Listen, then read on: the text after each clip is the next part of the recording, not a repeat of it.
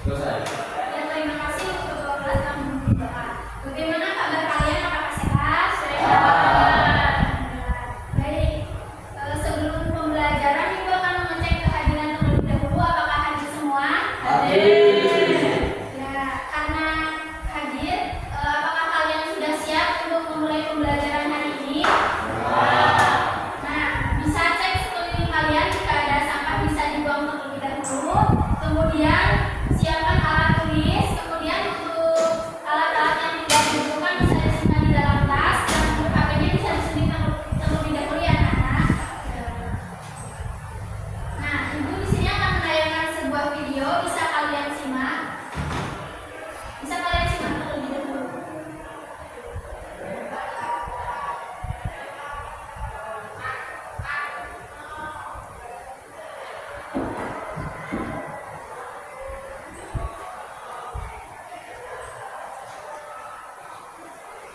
Nah, anak-anak, tahukah kalian bayi tersebut sedang memakan buah apa?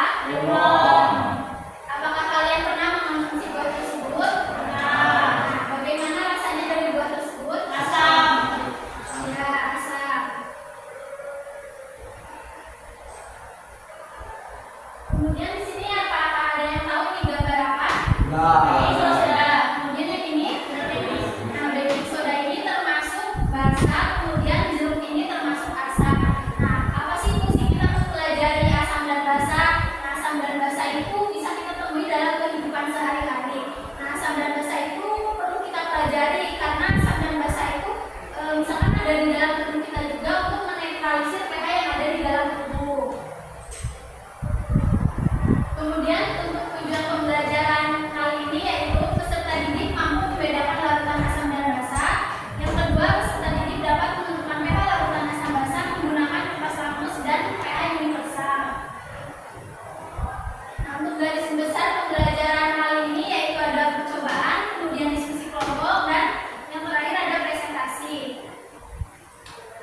Nah, untuk penilaian pembelajaran kali ini yaitu ada diagnostik berupa pretest, kemudian ada formatif berupa penilaian kelompok, penilaian diri. Nanti selama percobaan dan praktikum akan dinilai secara individu. Kemudian ada sumatif yaitu berupa penilaian akhir yaitu berupa post test.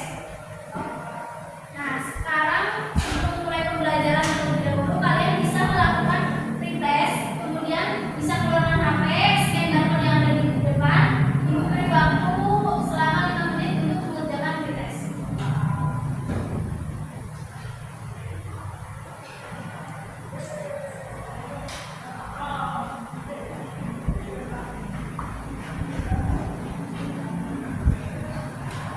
Apakah sudah anak-anak?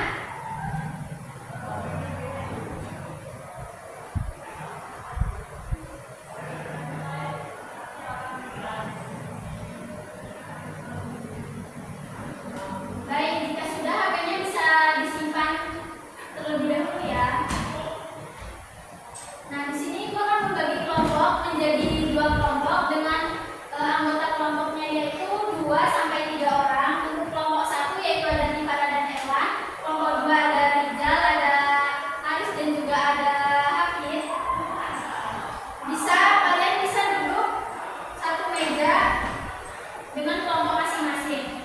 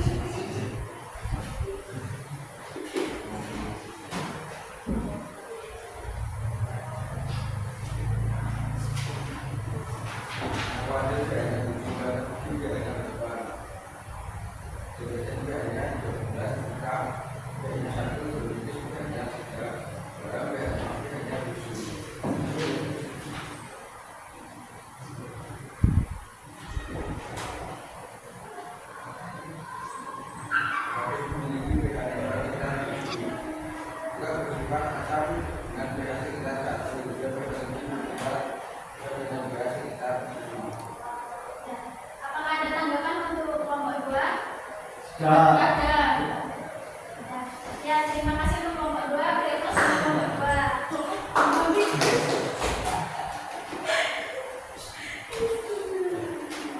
Apakah ada yang ingin menyampaikan kesimpulan pada pembelajaran hari ini?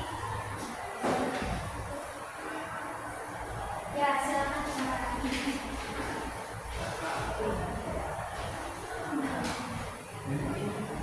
Berikut kesimpulan dari percobaan yang saya lakukan.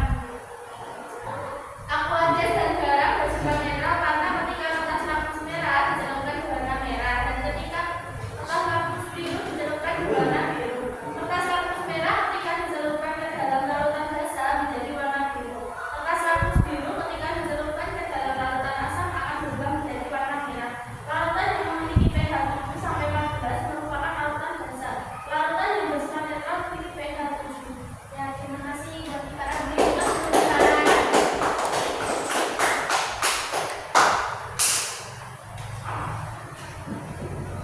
Kemudian ibu akan menyampaikan review materi pada pembelajaran hari ini. Yang pertama itu ada asam. Asam itu mengandung unsur hidrogen berupa ion Natres. Nah, asam ini memiliki rasa yang asam. Kemudian asam itu bersifat korosif atau dapat merusak kulit. Nah, asam itu ada asam kuat dan asam lemah. Untuk asam kuat yaitu ada asam klorida atau HCl, kemudian ada asam nitrat, dan yang ketiga ada asam sulfat atau H2SO4. Kemudian untuk asam lemah itu yang pertama itu ada asam sitrat yang terdapat pada lemon. Untuk kedua ada asam karbonat atau H2CO3. Yang ketiga ada fosfat yang terdapat pada soda. Yang keempat ada asam asetat yang terdapat pada coklat. Kemudian yang kelima itu ada asam laktat yang terdapat pada yogurt.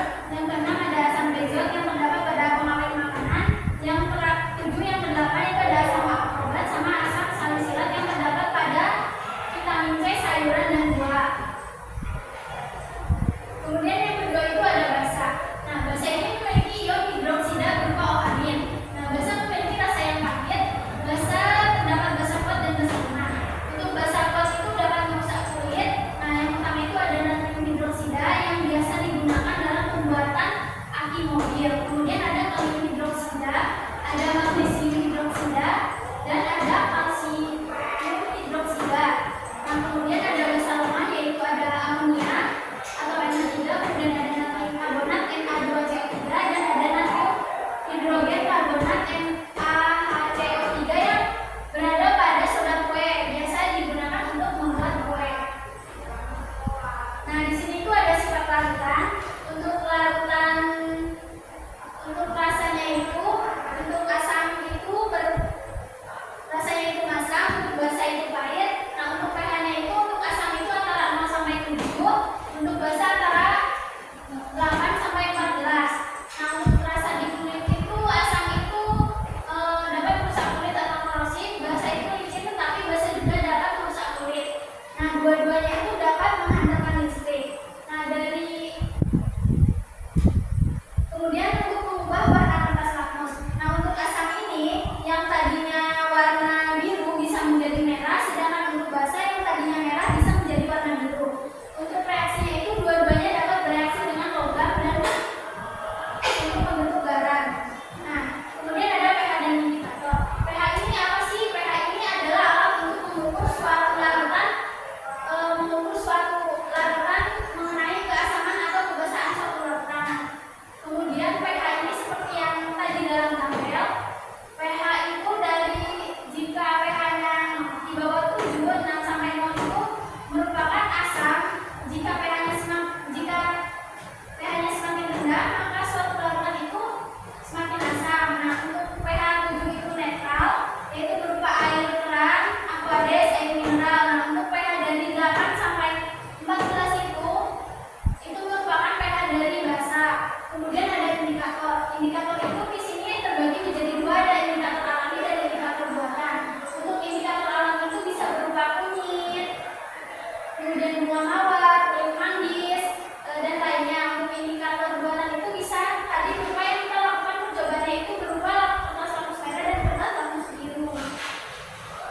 Nah, kemudian ada reaksi neutralisasi. Pada reaksi ini melibatkan asam dan basa sebagai zat reaksi untuk